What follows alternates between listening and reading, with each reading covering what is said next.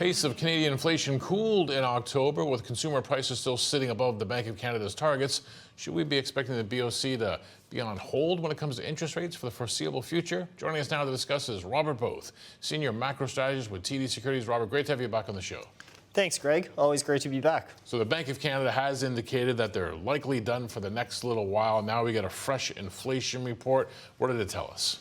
Well, I think it was a really strange report in some senses. Total inflation did come down a touch, 0.2 to 2.2%. That was in line with our forecast, but the market was looking for a more significant deceleration to 2.1. You also saw core inflation measures come in a little bit softer than expected. The two that the Bank of Canada tends to put the most weight on are CPI trim and CPI median.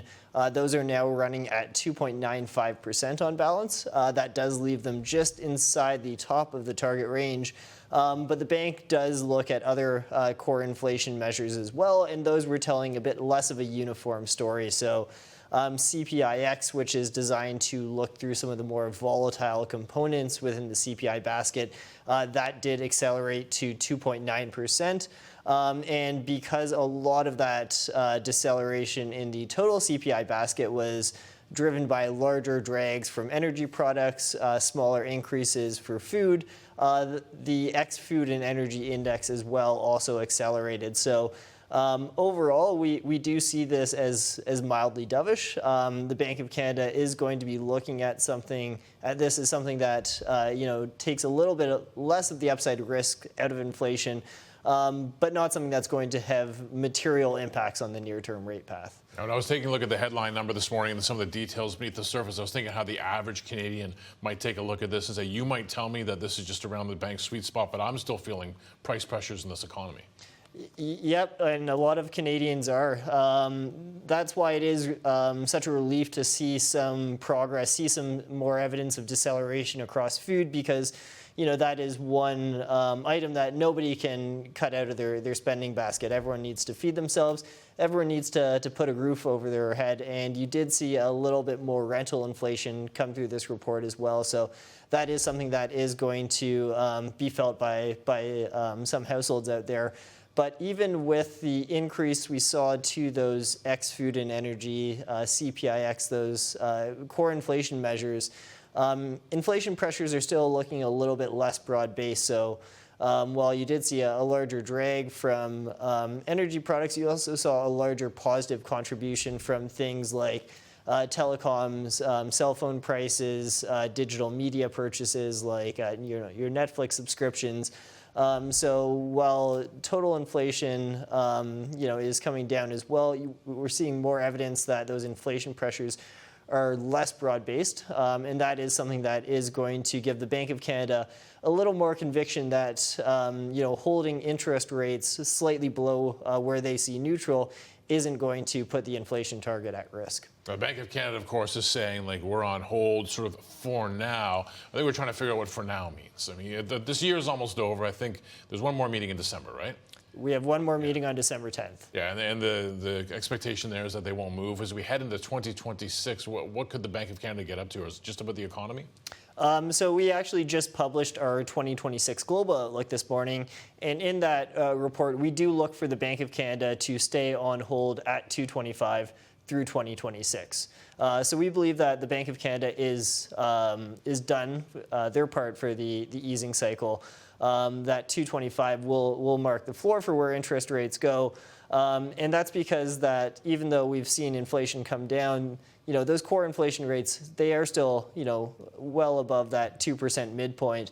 There is slack in the economy that is going to bring inflation lower over time. But, as we look forward to the next stage of the recovery, we do think that fiscal policy and government spending is going to be the more important driver of economic activity over 2026. Let's get into that. You said Bank of Canada done for its part, and they've been pretty clear that there's only so much they can do to try to, sort themselves through this economy through a trade war. They don't have all the levers. You would hope the federal government has the levers. So we got the budget in hand. You took a look at the budget. What do you think of it? What does it do for the economy and for the Bank of Canada? Well, the budget in terms of total deficits, they were in line with our expectation. We're going to see the deficit peak at $78 billion, about 2.5% of GDP, decline gradually thereafter. So, over this year and next, we're looking at about $60 billion in new spending, including those measures that were announced and implemented ahead of the budget. And some of these have already taken effect as well. We saw personal income tax cuts get pushed through over the summer.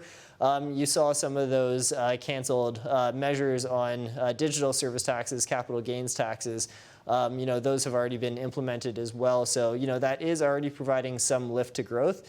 And with the additional measures we saw in the budget, we are looking for that total spending to lift or contribute about 1 percentage point to total growth next year. So that is going to provide a powerful driver for the economy. Like you say, monetary policy is a very blunt tool, but fiscal policy can be a little more targeted towards those sectors that are facing more uncertainty and a larger hit to growth from tariffs and trade uncertainty as well. So, that is going to allow more of a nimble approach to supporting the economy than if the Bank of Canada were to continue easing rates. So I think the key question as we move into 2026 is just, how quickly can we see the money get out the door? So while some of these have already been implemented, this is November 25, 26. We are in sort of the final months of this fiscal year,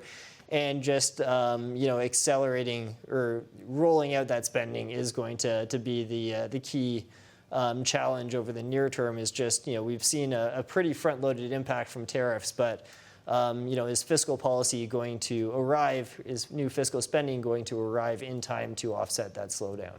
So we put it all together. We got a federal government trying to support an economy through a trade war. We have a central bank, in your view, that is on hold for all of next year. What could take the Bank of Canada off the sidelines? I think for the Bank of Canada to come off the sidelines, one of two things would need to occur. One is that we would need to see a new shock to the 2026 growth outlook.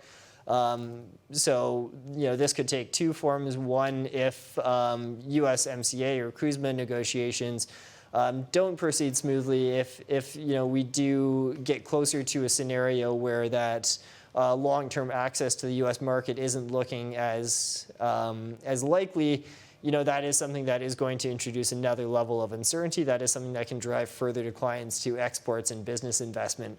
The second shock that could pull the BOC off the sidelines, perhaps, is just if we see more evidence of current uncertainty spilling over into the service sector. So, we saw that sharp pullback in exports in the second quarter of this year, but the rest of the economy held up, remarkably well given the circumstances. Households had one of their strongest quarters in several years, despite softer population growth. Government spending was able to pick up some of that slack as well. But, if we do see the household side start to falter, if, that weaker goods sector outlook starts spilling over into other pockets of services, that is something as well that could get the Bank of Canada reevaluating whether there is perhaps a little bit more for monetary policy to drive economic activity in 26 and beyond.